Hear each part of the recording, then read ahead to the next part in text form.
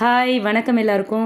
இன்றைக்கி நம்ம சேனலில் என்ன ரீடிங் பார்க்க போகிறோம் அப்படின்னா, நம்ம கலெக்டிவ்ஸோட லவ் ரிலேஷன்ஷிப்பில் ரீயூனியன் இருக்கா, நோ கான்டாக்ட் பிரேக்கப்பில் இருந்தாலும் சரி, சின்னதாக ஒரு மிஸ் அண்டர்ஸ்டாண்டிங்கால் டெம்ப்ரவரி பிரேக்கப்பில் இருந்தாலும் சரி, ரீயூனியன் இருக்கா அப்படிங்கிறத பற்றி தான் இன்றைக்கி பார்க்க போகிறோம். ஃபஸ்ட்டு ஒரு கார்டு ஜம்ப் ஆகிடுச்சு, 5 ஆஃப் வான்ஸ் ஜம்ப் ஆகிருக்கு. அடுத்தடுத்து 2 கார்டு ஜம்ப் ஆகிருக்கு, 3வது கார்டும் ஜம்ப் ஆகிடுச்சு. ஓகே, நமக்கு மொத்தம் 5 கார்டு கிடச்சிருச்சு. ஸோ 5 கார்ட்ஸும் என்ன அப்படிங்கிறத பார்க்கலாம்.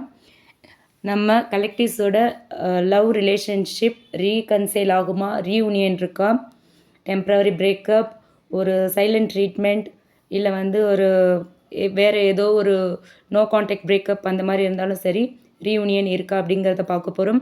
ஃபஸ்ட்டு கார்டு 5 ஆஃப் வான்ஸ் வந்திருக்கு. Second card 3 of cups, third card tower, fourth one strength card வந்திருக்கு, and fifth one 10 of cups. Okay, இப்போ இந்த கார்ட்ஸ்லாம் நல்ல விசிபிள் ஆகிற மாதிரி நான் அரேஞ்ச் பண்ணிக்கிறேன். அரேஞ்ச் பண்ணிவிட்டு இந்த கார்ட்ஸ் ஒன்றோட ஒன்று ரிலேட் பண்ணி நம்ம பார்க்கலாம். நம்ம கலெக்டிவ்ஸ் யாரெல்லாம் நோ கான்டாக்ட் பிரேக்கப்பில் இருக்காங்க, யார் டெம்ப்ரவரி பிரேக்கப்பில் இருக்காங்க, யார் சைலண்ட் ட்ரீட்மெண்ட்டில் இருக்காங்களோ அவங்களுக்கு ரீயூனியன் இருக்கா, ரீகன்சைல் ஆகுமா அப்படிங்கிறத பார்க்கலாம். ஓகே, இப்போ ஃபஸ்ட்டு 5 ஆஃப் வான்ஸ் எடுத்துக்கிட்டோம் அப்படின்னு பார்த்தா, உங்கள் ரிலேஷன்ஷிப்பில் ஒரு சண்டை, கருத்து வேறுபாடு, மிஸ் அண்டர்ஸ்டாண்டிங்ஸ் இது எல்லாமே ரொம்ப அதிகமாக இருந்திருக்கும் அப்படிங்கிறது தெரியுது. 2 பேருமே ஒரே நேரத்தில் ஈகோவை விடாமல், ஒரு ஈகோ கிளாஷஸ் நிறையா இருந்திருக்கு. ஈகோவை விடாமல் யார் சரி யார் தப்பு அப்படிங்கிறத ப்ரூவ் பண்ணுறதுக்கு ட்ரை பண்ணியிருக்கீங்க அப்படிங்கிறது இந்த 5 ஆஃப் வான்ஸ் மூலயமா தெரியுது. இதுதான் இந்த செப்ரேஷனுக்கும் ஒரு டிஸ்டன்ஸுக்கும் காரணம் அப்படிங்கிற மாதிரியாக இந்த ஃபஸ்ட்டு கார்டோட எனர்ஜி இருக்குது. ஓகேவா, அடுத்து 3 ஆஃப் கப்ஸ் வந்திருக்கு. இதை பார்த்தோன்னா இது ஏதோ ஒரு மீட்டிங், செலிப்ரேஷன், அதுக்கப்புறம் ஒரு திரும்பவும் ஒன்றா சேர்கிற ஒரு ரீயூனியன் எனர்ஜி சொல்கிற அதெல்லாம் மீன் பண்ணுற ஒரு கார்டு இது. ஸோ உங்கள் ரிலேஷன்ஷிப்பில் ஃப்ரெண்ட்ஸ் இல்லை காமன் சர்க்கிள் இல்லை சோஷியல் கேதரிங் மூலமாக நீங்கள் திரும்பவும் மீட் பண்ணுறதுக்கான, சந்திக்கிறதுக்கான வாய்ப்பு இருக்குது அப்படின்னு சொல்கிறாங்க யூனிவர்ஸ். இந்த கார்டு மூலயமா ரீயூனியனுக்கு ஒரு பாசிட்டிவ் சிக்னல் கிடைக்குது அப்படின்னு நம்ம எடுத்துக்கலாம். ஓகேவா, அடுத்து டவர் கார்டு பார்க்குறோம். டவர் கார்டு பார்த்தோம் அப்படின்னா, இந்த ஒரு இந்த ஒரு யூனியன் ஒரு இதுக்கு முன்னாடி இருந்த அந்த ஓல்டு சைக்கிள் அதை பிரேக் பண்ணுற மாதிரியான ஒரு சிச்சுவேஷன் தான் இது. ஓகேவா, இந்த டவர் கார்டு எப்போவுமே ஒரு டிரான்ஸ்ஃபர்மேஷன், ஒரு சடன் சேஞ்ச், ஒரு ஷேக்கப் அந்த மாதிரியான ஒரு எனர்ஜியை கொடுக்கறது.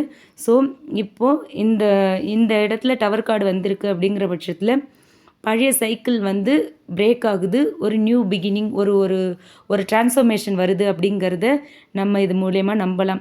ஸோ யூனிவர்ஸ் உங்ககிட்ட ஸ்ட்ராங்காக சொல்கிற விஷயம் என்னென்னா, பழைய ஹேபிட்ஸ், அந்த ஃபைட்ஸு, அந்த அன்ஹெல்தியான பேட்டர்ன்ஸ் எல்லாமே பிரேக் ஆகுது. அது எல்லாமே உடைய போகுது அப்படிங்கிறது தான். அது எல்லாமே பிரேக் பண்ணாமல் ரீயூனியன்கிறது இல்லை, ரீயூனியன் ஸ்டேபிள் ஆகாது அப்படின்னு சொல்கிறாங்க.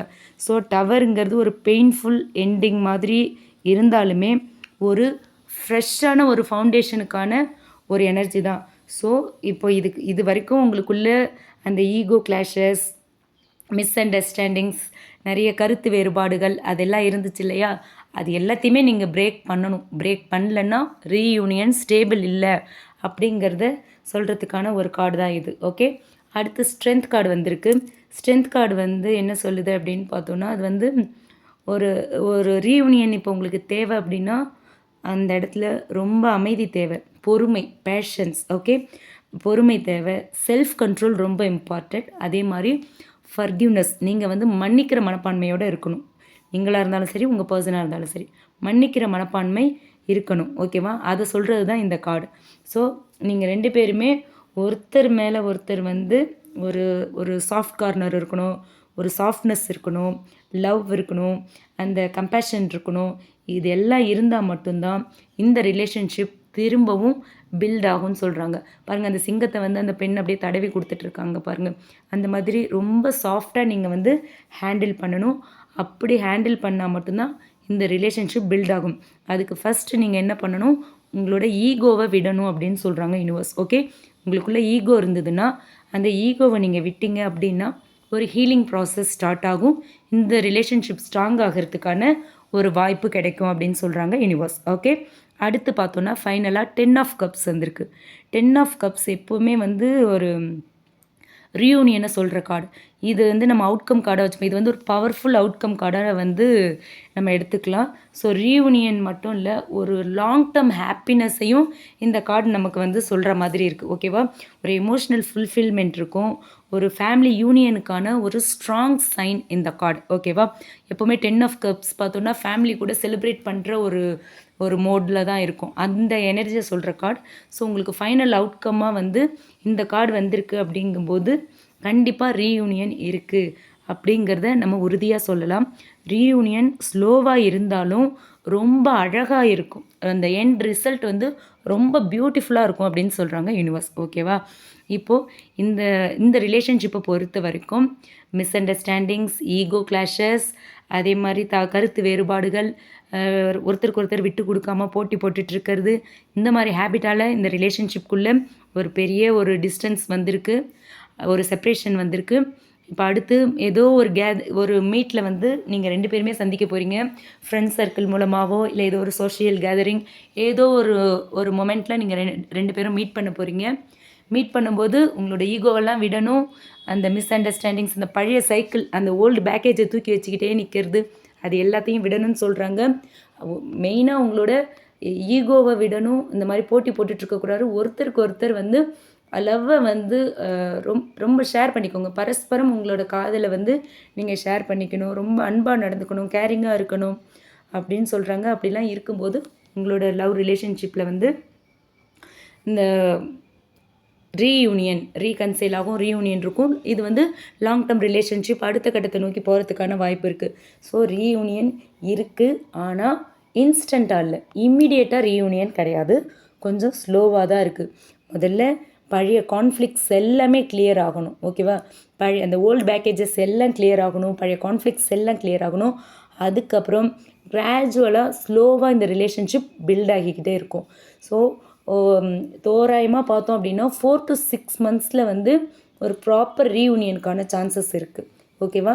அதே மாதிரி லாங் டேர்ம் ஹாப்பினஸ் வரத்துக்கான வாய்ப்பும் அதிகம் இருக்குது அப்படின்னு சொல்கிறாங்க. ஸோ ரீயூனியன் இருக்குது, ஆனால் பழசை திரும்பவும் நீங்கள் ரிப்பீட் பண்ணக்கூடாது. புதுசாக ஒரு ஃபவுண்டேஷனில் தான் இந்த ரீயூனியன் இருக்க போகுது. சண்டை, மிஸ் அண்டர்ஸ்டாண்டிங்ஸ், இந்த கருத்து வேறுபாடு, இந்த ஈகோ கிளாஷஸ் இதெல்லாம் விட்டுட்டு பேஷன்ஸ், அன்கண்டிஷ்னல் லவ் இதெல்லாம் மட்டும் நீங்கள் வெளிப்படுத்தினீங்க அப்படின்னா தான் உங்களுக்கு லாங் டேர்ம் ஹாப்பினஸ் கிடைக்கும் அப்படின்னு சொல்கிறாங்க யூனிவர்ஸ். ஓகேவா? இந்த ரீடிங் யாருக்கெல்லாம் பொருந்தும் அப்படின்னு பார்த்தோன்னா, இதில் வந்து ஃபயர் சைன் இருக்குது, வாட்டர் சைன் இருக்குது, ஏர் சைன்ஸ் இருக்குது. அதே மாதிரி strength card Leo fire sign தான், 10 of cups வாட்டர் சைன் இருக்குது. ஓகே, இது மெஜாரிட்டி பார்த்தோன்னா இந்த ரீடிங் யாருக்கெல்லாம் பொருந்தும் அப்படின்னா லியோ, கேன்சர், பைசஸ், அதாவது சிம்மம், கடகம் அண்ட் மீனம், இந்த 3 ராசிக்காரர்களுக்கு வந்து ஒரு ஸ்ட்ராங் இண்டிகேஷனாக இந்த ரீடிங் இருக்கும். ஓகேங்களா? ஸோ அது இல்லாமல் ஓவராலாக பார்த்தோன்னா வேறு எந்தெந்த ராசி, மேஷ ராசி, தனுசு ராசி, கடகம் சொல்லியாச்சு, விருச்சிக ராசி, அதே மாதிரி மிதுன ராசி, துலாம் ராசி அண்ட் கும்பராசி. ஓகேங்களா? ஃபயர் சைன்ஸ்ன்னு பார்க்கும்போது இந்த ராசி ஃபயர், வாட்டர், ஏர், இந்த 3 சைன்ஸ் தான் இன்க்ளூட் பண்ணியிருக்கு. இதில் மெஜாரிட்டி பார்த்தோன்னா அடிக்கடி ரிப்பீட் ஆகிறது சிம்ம ராசி, கடக ராசி, மீன ராசி. ஸோ இவங்களுக்கு தான் ஸ்ட்ராங் இண்டிகேஷன். ஓகேங்களா? இந்த ரீடிங் உங்களுக்கு பிடிச்சிருந்தால் லைக் பண்ணுங்கள். உங்களுக்கு ரீசனேட் ஆச்சு அப்படின்னா எடுத்துக்கோங்க, இல்லைன்னா விட்டுறலாம். ரீசனேட் ஆச்சு அப்படின்னா கமெண்ட் பாக்ஸில் என் கூட ஷேர் பண்ணிக்கோங்க. மறக்காமல் இந்த வீடியோவை ஷேர் பண்ணுங்கள், மற்றவங்களும் பயன்பெறுற மாதிரி. நம்ம சன்ஷைன் டேரட் ரீடிங் சேனலையும் சப்ஸ்கிரைப் பண்ணுங்கள். நிறைய பேர் சப்ஸ்கிரைப் பண்ணாமல் வீடியோஸ் பார்க்குறீங்க. தயவு செஞ்சு சப்ஸ்கிரைப் பண்ணிவிட்டு பாருங்கள். அது எனக்கு ரொம்ப ஹெல்ப்ஃபுல்லாக இருக்கும், ரொம்ப சப்போர்ட்டிவாக இருக்கும். லைக் பண்ணுங்கள், உங்களோட லைக்கும் எனக்கு ரொம்ப சப்போர்ட்டிவாக இருக்கும். அதே மாதிரி பர்சனல் ரீடிங் வேணும் அப்படின்னு நீங்கள் விருப்பப்பட்டீங்கன்னா டிஸ்கிரிப்ஷனில் நம்மளோட மெயில் ஐடி கொடுத்துருக்கேன், அதில் நீங்கள் என்ன காண்டாக்ட் பண்ணலாம். ஓகேவா? தேங்க்யூ.